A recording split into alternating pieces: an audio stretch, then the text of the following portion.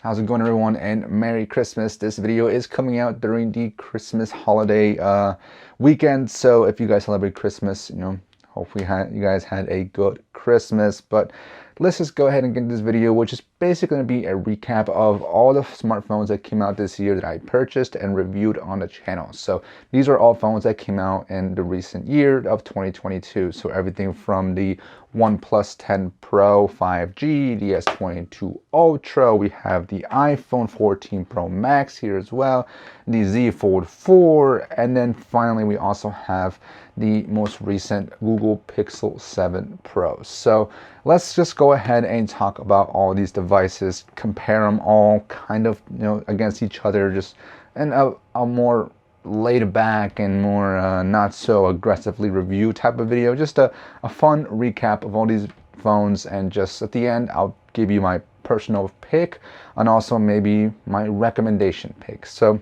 let's go ahead and just get right into it. So what I'm going to do is knock them out one by one. And at the end, the last one standing is going to be my favorite based off that category.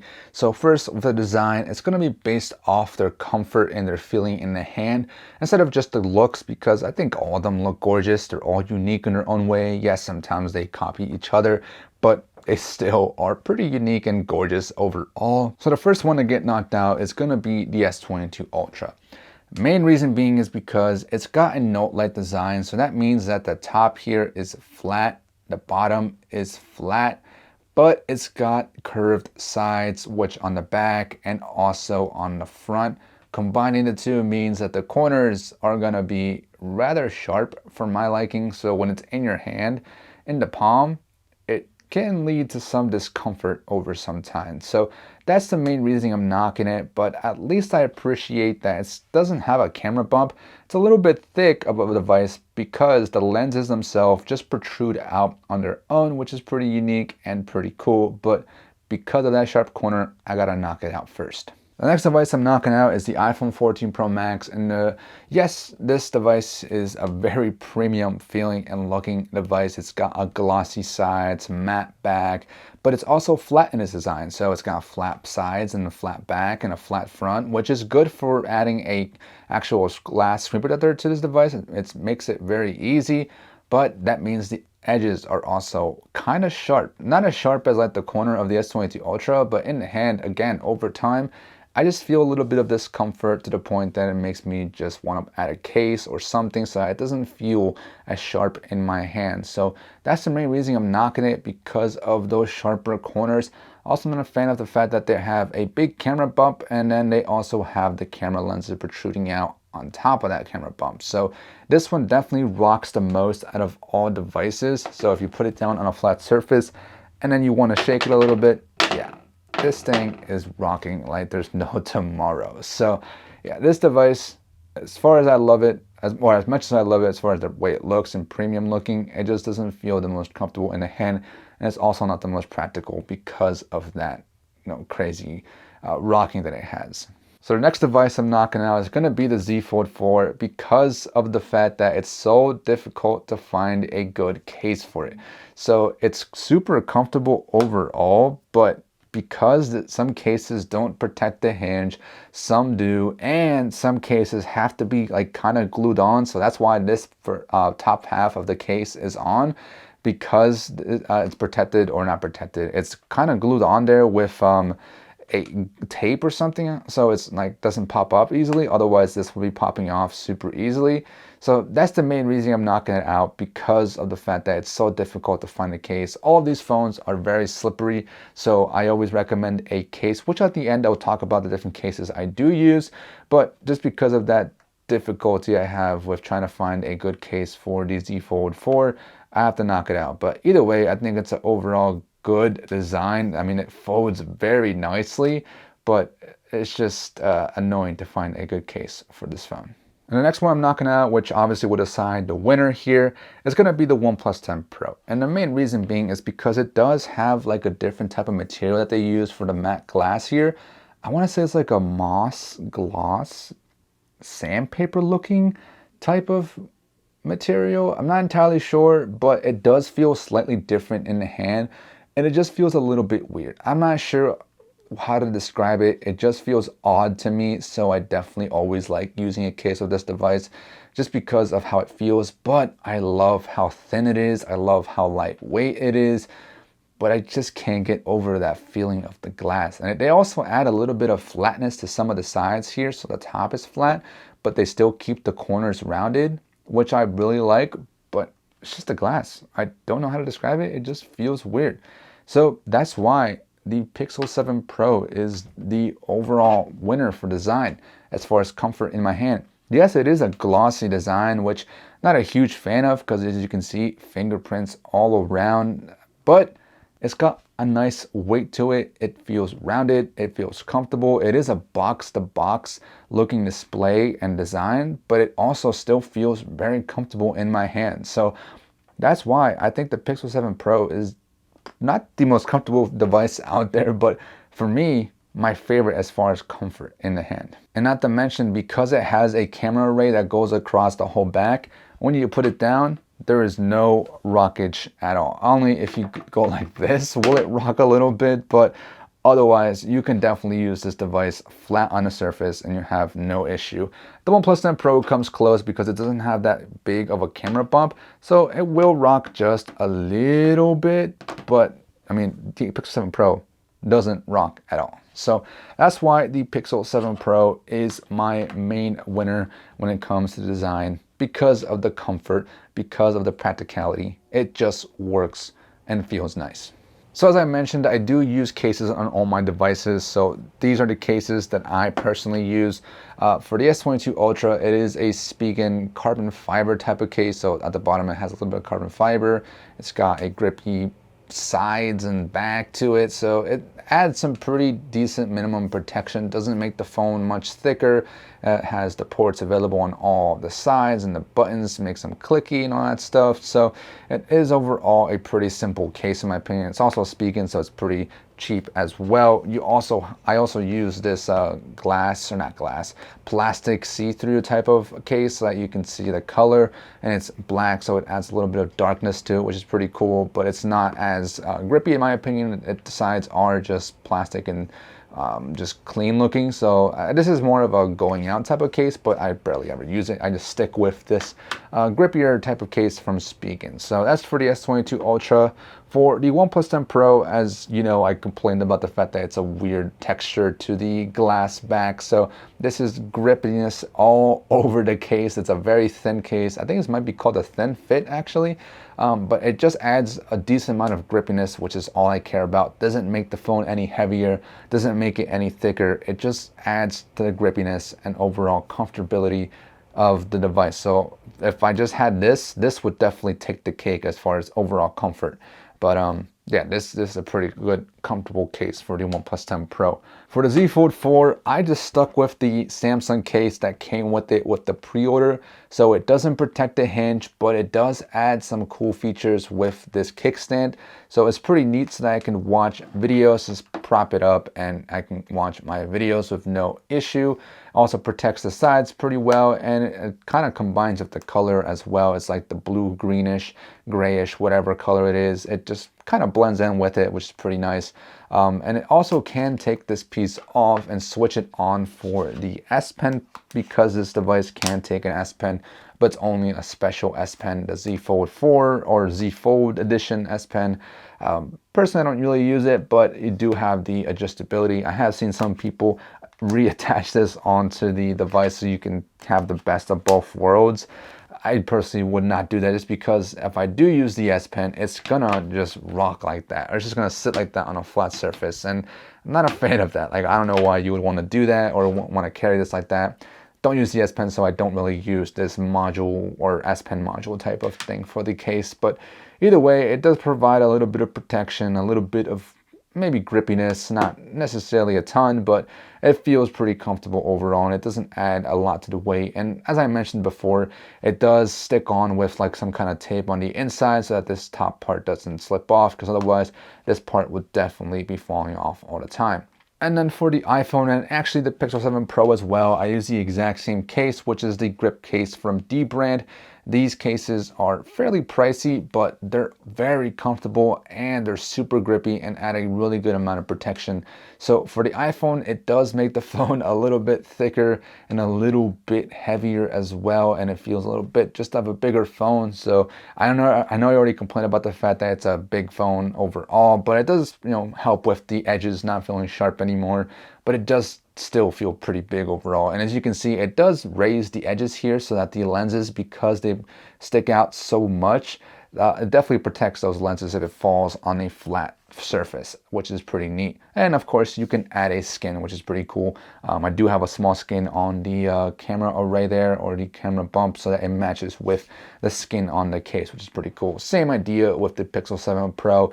It protects the lens itself. It's actually kind of flat with the camera array there, so the bump itself is kind of flat with the case, which is maybe a concern, because if it were to hit like a flatter surface, it might still make contact with the actual lenses, but that can happen with any of these cases, honestly. But either way, it adds a good amount of grippiness and it adds some good depth to the phone. It makes the phone feel like a good phone overall. Like, adds some decent more weight, adds a little bit of thickness, and gets rid of the glossy back. It just makes the phone feel overall a little bit better. So still, I would always recommend a case, and these are my personal picks when it comes to the cases. And as far as the hardware, we're just going to be based off of the power button, the volume rocker, all that kind of stuff, and any unique features it has. So first one to get knocked out is going to be the Pixel 7 Pro, just because there's nothing really special about it. I mean, it's got your USB-C, it's got the power button, the volume rocker.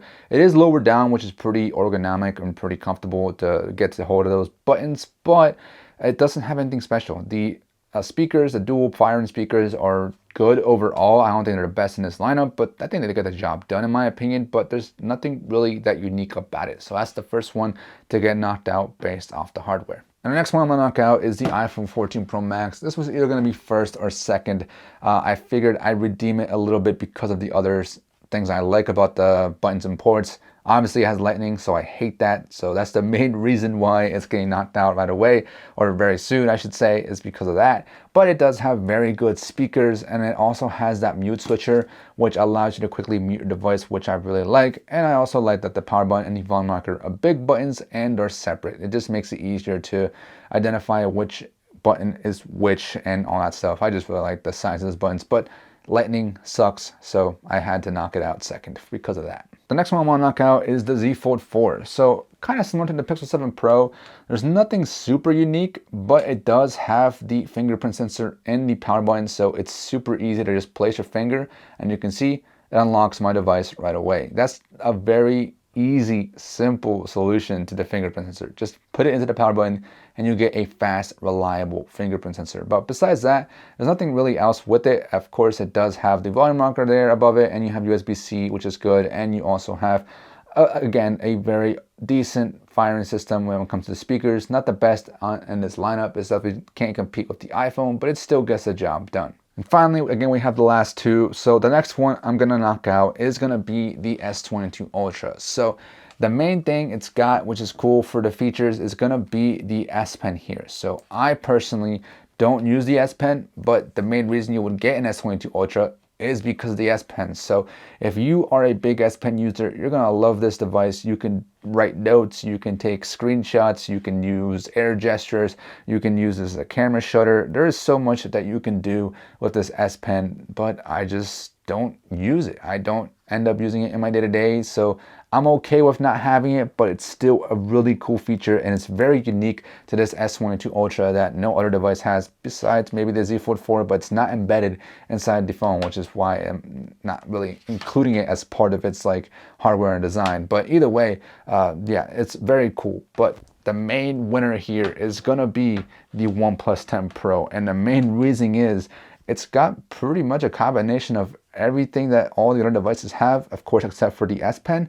But it's got USB-C, okay firing speakers, dual firing speakers, and it's got the mute switcher, and it's got the power button and the volume rocker on different sides. So the mute switcher here, though, is much better than the iPhones because you have, for one, you have muted, then you have vibrate, then you have sound. So you have three different options. Instead of just having mute and sound, here you have ring, vibrate, and mute, which is pretty cool. So I would think, or I think personally, that the hardware as far as those button ports and all that stuff is definitely much better on the OnePlus 10 Pro. So as far as the displays, all these are gonna have AMOLED, OLED, 120 Hz, 1440p, and about like 6.7 or 6.8 inch displays, and they're all plenty bright enough and colorful, and they're all great displays. So it's definitely gonna come down to my personal preference and small nitty-gritty stuff. So first one I'm gonna knock out is the OnePlus 10 Pro. And the main reason being is because while it's a big display and it's a good display, it's the most narrow of the bunch. Yes, there's a Z Fold 4 that's also pretty narrow, which we'll get into a little bit later, but it's the one screen size. You only have this screen size, and it's the most narrow out of all of these devices. So some aspect ratio videos look a little bit odd to me, and so while I appreciate the OnePlus 10 Pro display, and it's also curved, which might be something that people don't like, but most of these devices are also curved. But again, it's the most narrow of the bunch, which is why I'm knocking it out first. So the next one I'm knocking out is gonna be the iPhone 14 Pro Max.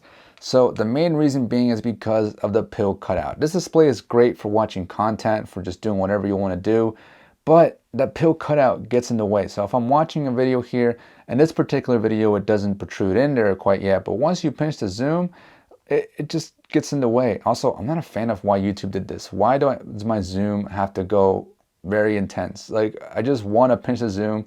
It's hard to, like, look at that. It's hard to get it just right. Like, why YouTube? This is so stupid.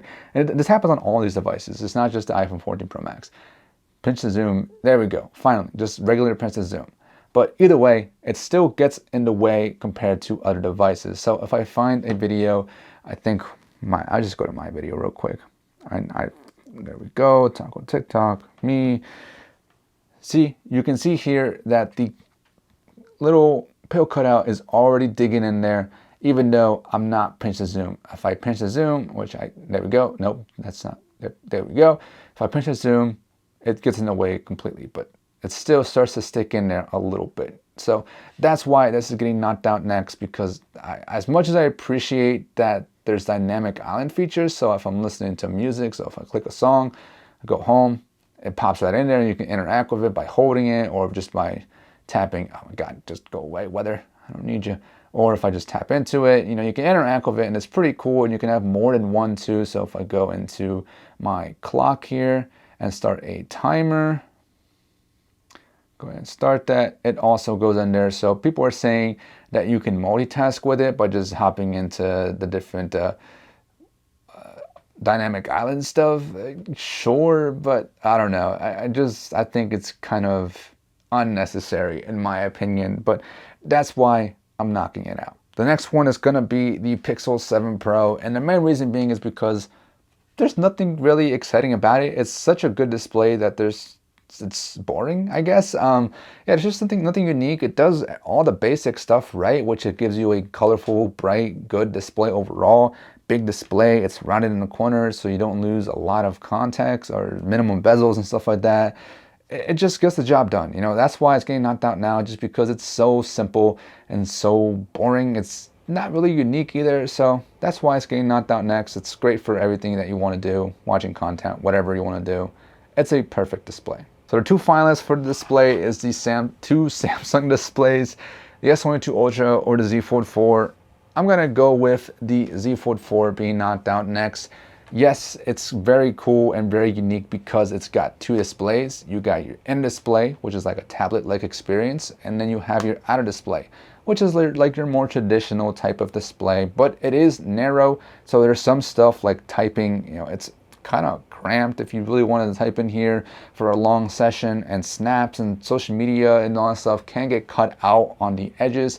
So for example, if you were to send a snap, I know I'm using the camera lens here or the camera app, but if you were to send a snap, this is what your snap would look like: tall, narrow. And if you send a snap using the inner display, it's going to be just a big square. So I am not a big fan of the way it looks for some social media apps, but the ability to multitask on the inside, and then when you just need to quickly do one small thing on the outside, super unique and super cool in my opinion.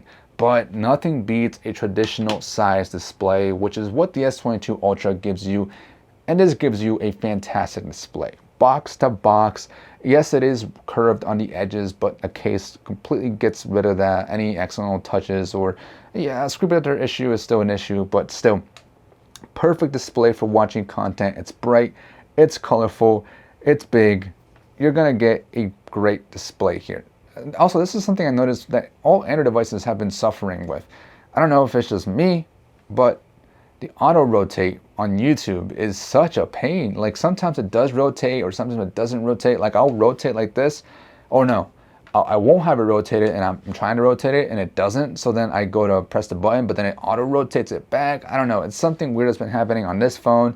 I noticed on the Pixel 7 Pro. I noticed on the OnePlus 7 Pro as well. I think it might be an Android or YouTube thing, not really a specific phone type of thing. But either way, this device is fantastic. I think it's the perfect display for anyone who wants the best display you can get there on any smartphone.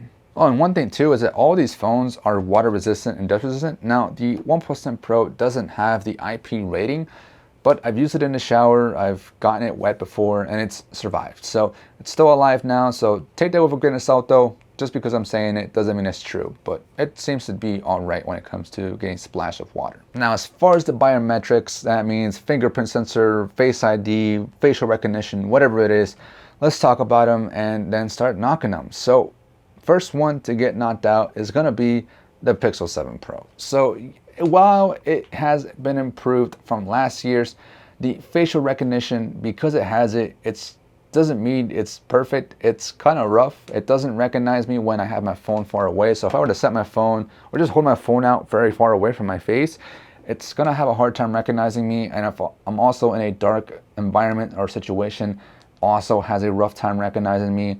Fingerprint sensor is definitely better than last year's, but there are some times where I'm pressing it a little bit too fast, as you can see here, and it doesn't recognize my finger. But either way, it's still better than last year's, but still not the best out of all these devices. The next one being knocked out is going to be the iPhone 14 Pro Max, and that's because it only has Face ID. Yes, it's very secure, very reliable, and really fast, but as you can see here, I'm behind the camera, so it's not going to recognize me. And there's no other way for me to get into the device with biometrics besides putting in my PIN. I can move to the side if I wanted to, so if I move to the side, it recognizes me, but it involves me having to move around, you know? So that's the main reason why Face ID is great, but because it only has Face ID, I gotta knock it out next. The next one to go is gonna be the OnePlus 10 Pro. It's got a pretty fast fingerprint sensor, which is optical, similar to the Pixel 7 Pro. And it's also got Face ID, which doesn't suffer as much as the Pixel 7 Pro's facial recognition. It also does suffer a little bit, and it's also not the most secure, but it's not as good as the other two devices here. So that's why I gotta knock it out next. It's not bad, it's not slow, it's not unresponsive or unreliable, but it's just not as good as the other two. So that's why it's getting knocked out next. And the next one being knocked out is the S22 Ultra, which means the Z Fold 4 is the winner. So the S22 Ultra is being knocked out next because it's still a fingerprint sensor that's underneath the display, which means that there are going to be some times where it doesn't recognize you right away, but it is better when you press it fast. So if you just lightly type your finger or press it really fast, it's still going to always catch you, which is great. But there are still some times where it may miss you, or you may miss the fingerprint sensor because you're pressing it on the wrong side of the display or something like that. So that's the main reason why it's getting knocked out. And facial recognition works for the most part pretty well, slightly better than the Pixel 7 Pros and maybe about the same as the OnePlus 10 Pro, but still, that's the main reason why it's not first, because of the fact that it's under display and still may have some issues sometimes. Which is why the Z Fold 4 is the main winner, because it has a physical fingerprint sensor. There is no chance you are going to have an issue with this. The phone is off, you just press it, or not even press it, you just literally touch it and you're in right away. There's no issue with this, no lag, no slowness, no delays. You are getting into this device with no problem at all. And it also comes with facial recognition, which works on both the outer and the inner display, which, I mean, is good. And it probably works as well as it does in the S22 Ultra, so the facial recognition is going to get you in pretty fast and pretty reliably as well. But it is, again, 2D similar to the S22 Ultra, the OnePlus 10 Pro, and the Pixel 7 Pro, but nothing will beat this physical fingerprint sensor. It's just so reliable, which is why it's my #1 when it comes to biometrics.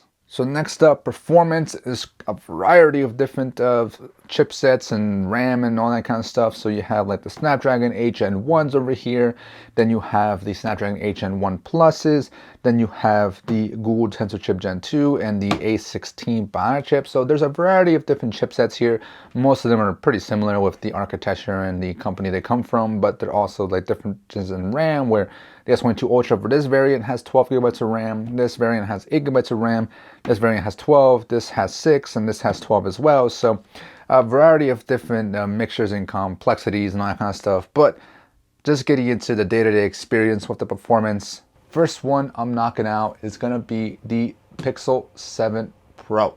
So the Pixel 7 Pro, while yes, it has great performance and it's very snappy, especially when it's software, when you're just scrolling around and using the UI, you're going to have a great experience here. But the issue begins when you start to do heavier tasks. So if you use the camera a lot, if you're recording lots of video, taking a lot of photos, and I mean like spending hours upon hours doing that, then you're going to come across an issue where the phone will start to get warm and you'll notice the performance take a hit. So I noticed a lot of times when I was recording a lot of video, taking a lot of photos, one, it'd be very noisy, and then when I'm taking videos, the frame rate of the preview was just, look at that, you can even see it now, the frame rate is just awful. I don't know why it's like that. Like, it just looks very shaky. It looks like it's recording at like, I don't know, 20 or 15 FPS, but it's really taking a 30 FPS video, but for some reason the frame rate looks awful. It makes you think that the video is just going to end up being awful, which no, it's not. It's going to end up looking overall pretty good, but it just makes you feel like it doesn't have the best performance out here. Same thing when you're playing heavier intensive games. Sometimes if the phone gets relatively warm and it just feels not uncomfortable, not to that point, but it still feels warm compared to the rest of these devices. So that's why this device is getting knocked out first. The next one to get knocked out will be the OnePlus 10 Pro, and honestly, right behind it will be the S22 Ultra, because they both use the Snapdragon 8 Gen 1, which was known to get relatively warm. So these two phones honestly do run warm sometimes, but not as bad as the Pixel 7 Pro in my opinion. So these are both going to be super snappy devices, and the software may have to do a little bit with how they react to the performance as well, because I feel like the OnePlus 10 Pro just lags up a little bit more sometimes. So sometimes when I'm closing and opening apps, I feel like I notice a little bit of more jittery every now and then on the OnePlus 10 Pro, but it still handles everything else like a champ. It still handles games, the camera usage, all that stuff. Handles it all like a champ. It's just the software animations probably are just not my favorite, which we'll get into software in a little bit, but that's probably why I'm knocking it out next, because of the performance and the software may not be, or the chipset and the software may not be working quite well together. But that's why this one's getting knocked out next. And like I said, the S22 Ultra will inevitably have to be knocked out next as well, because again, it runs the same chipset and does have a little bit of RAM, or more RAM I should say, but it's still every now and then will run warm, similar to the OnePlus 10 Pro, but again, not as warm as the Pixel 7 Pro, but it just happens to run warm because of the chipset itself. But again, handles everything like a champ, playing games, whatever you're doing, everything runs really well in here for the most part. So for the everyday person, and even for the pro users and heavier users, you're gonna have no issue at all with this device. So the next one to get knocked out is gonna be the Z Fold 4, which means that the iPhone 14 Pro Max is the winner when it comes to performance. So the Z Fold 4 does have a slightly improved chipset compared to the S22 Ultra and the OnePlus 10 Pro. Then the main thing they improved was the way it handled the heat, so it didn't warm up as much. I could say that that's pretty accurate. I mean, it still gets warm after some time, and overall I think the software might have to do with some of these choppiness sometimes, because sometimes I'll experience a little bit of delay in the animations. I think the most significant one is going to be when you open up your multitasking here. See how there's a slight delay, so it kind of looked like it was lagging there. So that might just be based off the software, but overall, very good experience and good performance on this device as well. Similar to the other ones, it's just the fact that the iPhone 14 Pro Max is on a whole nother level here. The performance on this device is just amazing. It's impeccable. Literally, there's no device that comes close to this device, particularly when it comes to performance.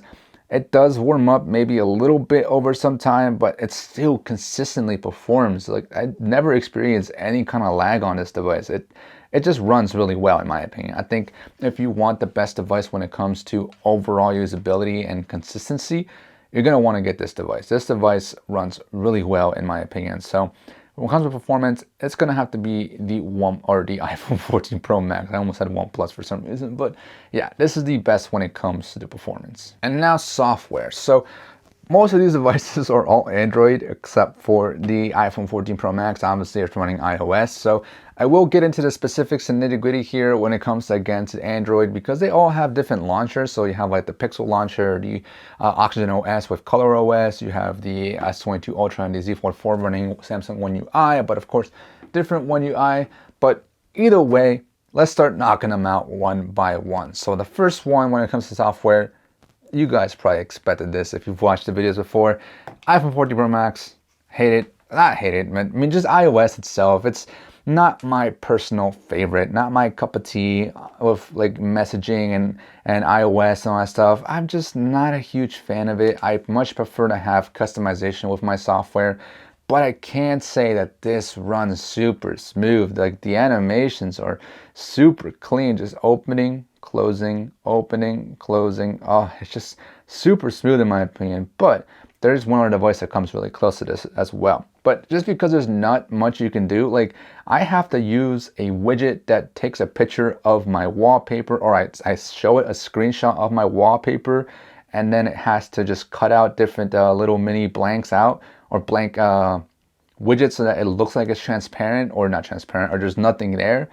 But there's a widget right here. You know, it's just hidden, but you can still see there's a widget right there. So that also means I can't move an app over here. So yeah, that's the main reason why there's not a ton of home screen customization. You do have the lock screen stuff that you can customize and change up. I hate that it needs my Face ID for that. See, another reason again why I hate this for Face ID, or just Face ID, because I'm behind the camera. But either way, you can customize this. You know, you can change up the home screen, a couple of different stuff.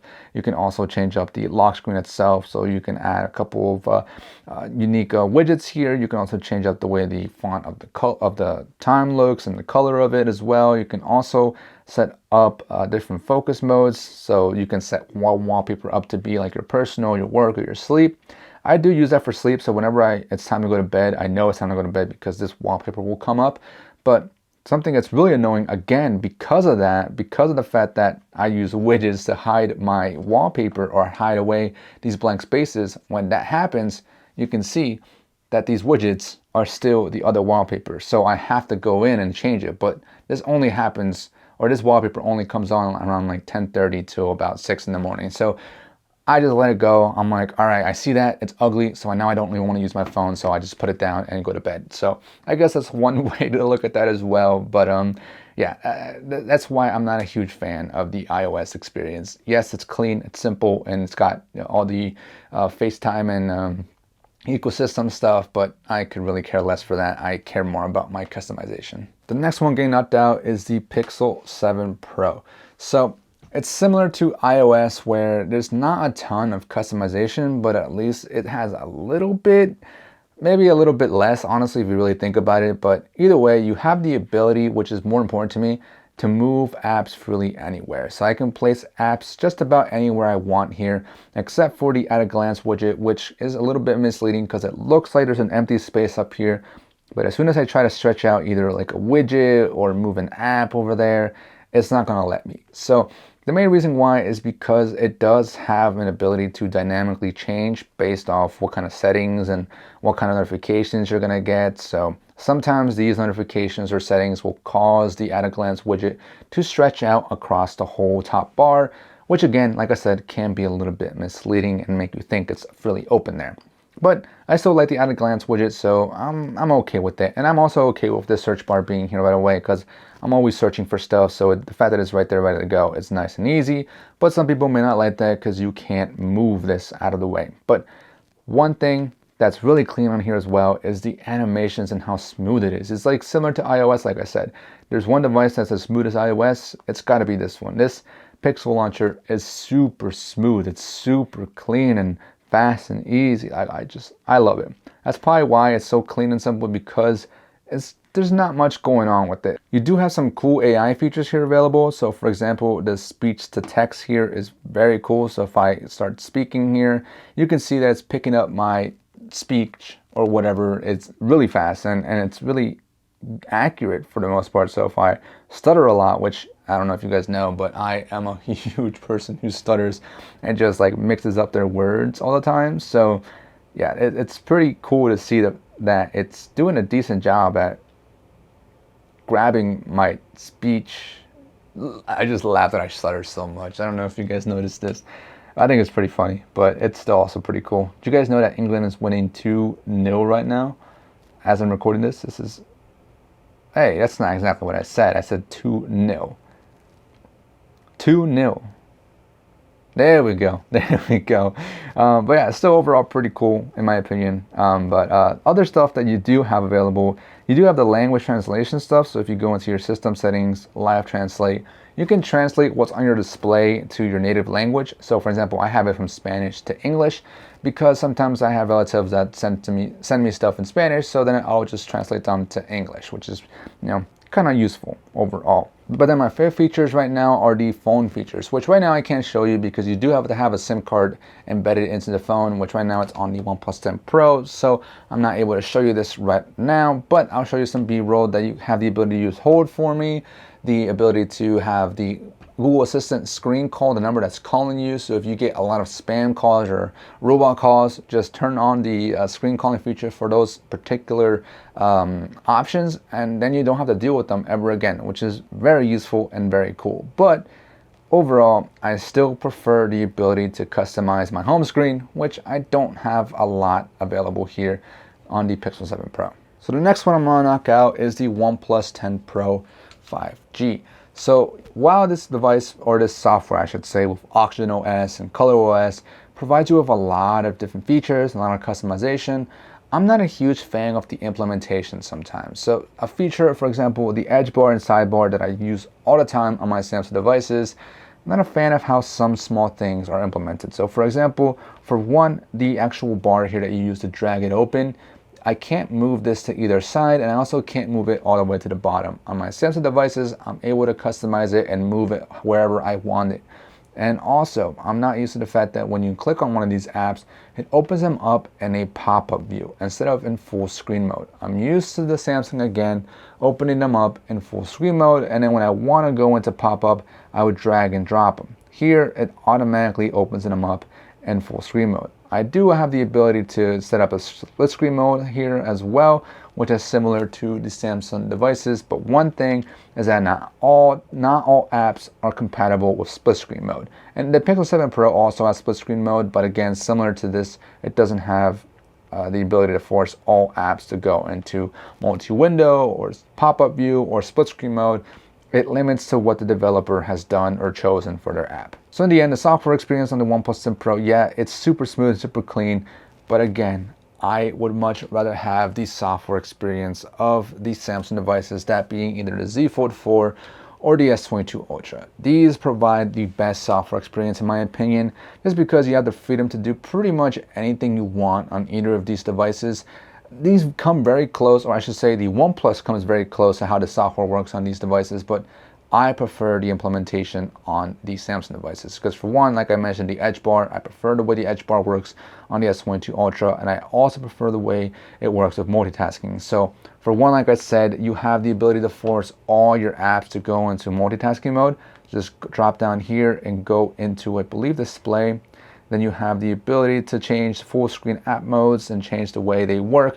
Some apps may not fully take advantage of the full screen because they're older or something like that. So you just go into here and force all those apps to go into full screen mode.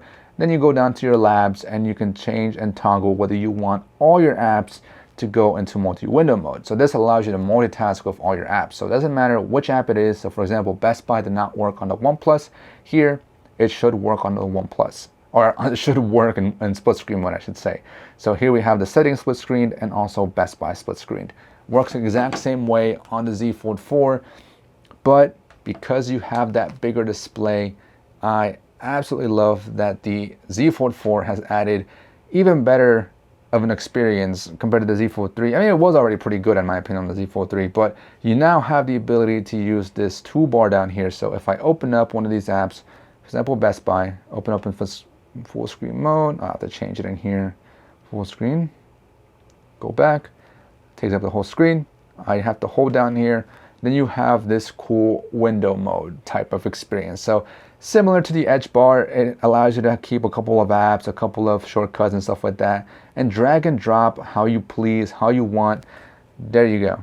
You just drag and drop and you get to multitask like a beast. So I think I would have to knock out the S22 Ultra next and choose the Z Fold 4 as my favorite when it comes to software, just because of all the different abilities you have with not only multitasking, but just with One UI in general, with good lock and all that stuff to customize this to your heart's content. I just think Samsung gives you a lots of software customization. Plus, both of these devices will be getting you about, I think, 4 years of OS updates and then 5 years of security updates.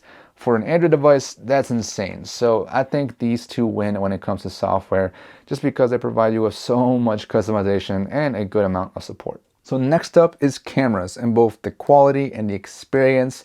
First one to get knocked out is going to be the OnePlus 10 Pro. So the OnePlus 10 Pro's cameras aren't terrible, but they're definitely not the best, especially compared to these devices. It's just the weakest in my opinion. For one, the ultra wide and the wide in the telephoto don't seem to match up in their colors, and also the telephoto, if you're using video, 4K is not available on that telephoto. You have to use 1080p to be able to zoom in and actually use the 3.3x telephoto that's available on the OnePlus 10 Pro. And the front also only has 1080p.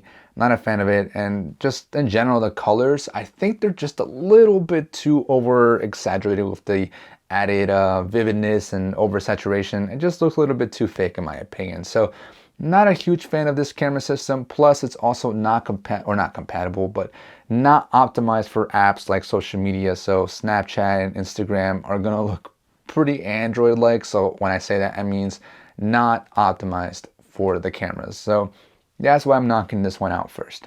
So the next one I would knock out is the Z Fold 4. And the main reason being is because it's a good camera system overall. You got your telephoto, your ultra wide, and your wide, and they all work really well and look really good in my opinion. But that's basically it. You don't get anything experimental or crazy when it comes to the cameras, on the back at least. On the front, you have your typical front-facing camera. You know, it does the job when it comes to selfies. And you also have a 4K recording on all three lenses, unlike the OnePlus 10 Pro, which I gotta take another hit at. And you also have 8K available, but I'll never use that. And then you have your under-display camera, which is cool technology, but just not useful. It's not a really useful camera. If you wanted to use the under-display camera here, as you can see, it's not awful, but you gotta admit, it's just not something that you would want to use. And right now it thinks it's dirty, but really in reality, you're just a bad camera. You're just a rough looking camera. So yeah, that's why I would knock this one next, just because there's nothing super special about it. It just gets the job done in my opinion. The next one is getting knocked out, and I wouldn't say that it's because of the camera quality. It's not because it's a bad camera system. All of these devices give you really good photos and videos, but the experience just knocks it down a little bit compared to these two. That's the Pixel 7 Pro. I have had an issue with the fact that the frame rate just lags like crazy, as I already talked about. For some reason, when you're in video and you want to shoot a video, look at that frame rate. It just looks so bad. It's so misleading, because if someone sees that, they're gonna say, why is your video so bad? Like, you know for a fact someone's gonna call you out on that. And that's why I have to just knock it down. Like, even when you're recording, it just looks weird. But once you're done recording and you're actually going in here to watch the video, you can see here, this is from a photo from earlier, and you can see it's still processing the video. There it is. Finally it showed up. It doesn't look bad. The frame rate is perfectly normal when you're actually watching the video and after it's processed. But for some reason, when you're doing it, you're using it, it just looks bad. But besides that, the quality is fantastic on the Pixel 7 Pro. It takes fantastic photos both on the front and on the back, and you get pretty good video as well in my opinion. It's probably not the best cinematic looking, but I think it gets the job done as well. But because of that experience, I have to knock it down. And the Pixel 7 Pro is optimized for Snapchat and all that stuff. So I think it's perfectly fine when it comes to using this for social media as well. But because of the experience, like I said, I have to knock it down. Now the S22 Ultra and the iPhone 14 Pro Max, I have to knock out the S22 Ultra. Yes, it's got, again, very good cameras, so it's got good quality when it comes to the photos and the videos as well, and same with the front. You know, it gives you a very good and unique camera system because you do have that crazy space zoom, so you can zoom up to 100x when you're taking photos. And then when you're using videos, you can zoom up to a max of 20x, which looks pretty good overall in my opinion. So you do have a versatile and really unique camera system here, but the shutter lag sometimes can be a bit annoying. So it's not the fastest when it comes to the shutter speed. So it sometimes feels like you might miss the moment if you're just spamming your camera shutter. You're definitely gonna feel like it's lagging a little bit. But besides that, I think it's overall a cool system. But the iPhone 14 Pro Max, it's definitely the perfect point and shoot camera system for anyone. Pull it out, whip it out, take a photo, you're good. Like, it's just so snappy, so reliable. It may not give you the most versatile and cool camera system, but it's reliability. It's reliability and the fact that you know you're going to be getting a good camera system here. And it's because you'll also know that this camera system is also well optimized for the likes of Snapchat, TikTok, Instagram, all those social media apps. This phone is well optimized. I also realized that I was playing music the whole time. But either way, yeah, camera system, I would give it to the iPhone 14 Pro Max as the winner. Next up is battery, and this includes both the battery life and also the charging methods and speeds. First one to get knocked out is going to be the Pixel 7 Pro. And the main reason being is because, for one, the battery life definitely lasts me all day. I think it's perfectly fine. It's a 5,000 milliamp-hour battery, so I'm able to get all day with no problem. But if you're a heavy user, where you're using the camera a lot, playing games a lot, you're probably going to push this to a good limit. So you might have to charge at some point in the afternoon, especially if the phone starts to warm up a little bit on you. It's kind of annoying, so it'll drain the battery a little bit more. But the charging speeds are pretty disappointing in my opinion. You still have only like, what, 23 or 30 watt charging of fast charging, so it takes well around an hour and like 45 minutes to fully charge this device from 0 to 100. So yeah, charging speeds are pretty poor in my opinion, so that's why it's getting knocked out first. And the next one I'm knocking out is actually going to be two phones, and that's because they have very similar battery life and very similar charging speeds. So that's going to be the Z Fold 4 and the S22 Ultra. The Z Fold 4 does have a slightly smaller battery, but the chip is a little bit less power hungry and also slightly better optimized, versus on the S22 Ultra, the chipset is just a little bit more power hungry and also a little bit less optimized, so it ends up balancing out together. So they both get me about the same battery life, which means they can last me pretty much the whole day. Sometimes they can get me to the next day, and if you're a very heavy user, you'll probably have to end up charging at some point in the afternoon. But either way, they provide you with pretty good battery life. And as far as charging speeds, they take about roughly the same, about maybe an hour or so, hour 10, 15 minutes. So I honestly rank them about the same. So that's why they're getting knocked out together. And lastly, there's the OnePlus 7 Pro and the iPhone 14 Pro Max. So these two are top two for two very different reasons. So the OnePlus 7 Pro is top because it's got crazy fast charging speeds, and the iPhone is top because it's got crazy good battery life. So you gotta decide which one, or I have to decide in this case, which one is more important to me. I think I'm gonna go with the actual battery life versus the charging speed. So the OnePlus 7 Pro has very similar battery life to, I would say, the S22 Ultra, and like in between the Pixel 7 Pro. So very similar to the other previous devices, but the charging speeds are super fast on this. You do have to use their 60 watt or 65 watt charger, but this charges up in about like 45 or 47 minutes. It is super fast. I think it makes up for the fact that the battery life may not last as long as something like an iPhone or something like that, because the charging speeds are super fast that I have no issue with that. And then on the iPhone, it may not charge up as fast as these other devices, so it takes still roughly about an hour and like 30 minutes or so.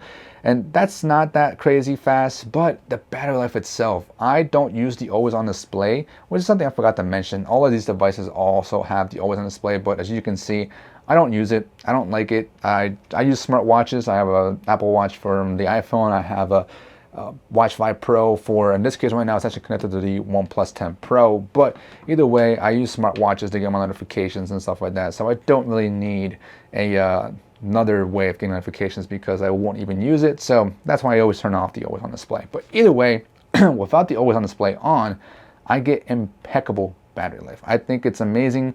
I usually get about 2 days worth of battery life on this device if I'm using it pretty intensely.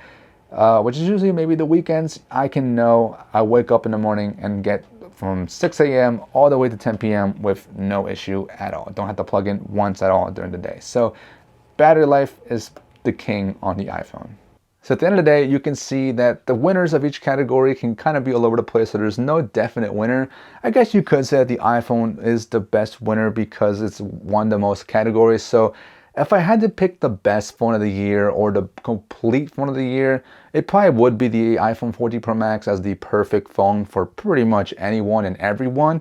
It probably would be the iPhone, but for my personal favorite and a phone that consistently was in the top 2 or top 3 or whatever we want to look at it, or even won a couple of the different categories, would be the S22 Ultra. For me, the S22 Ultra is the perfect phone for me. It just pretty much checks off most of my categories and check boxes, I should say. So that's why, for me, the S22 Ultra is my favorite phone of the year. iPhone 14 Pro Max is probably the best phone of the year.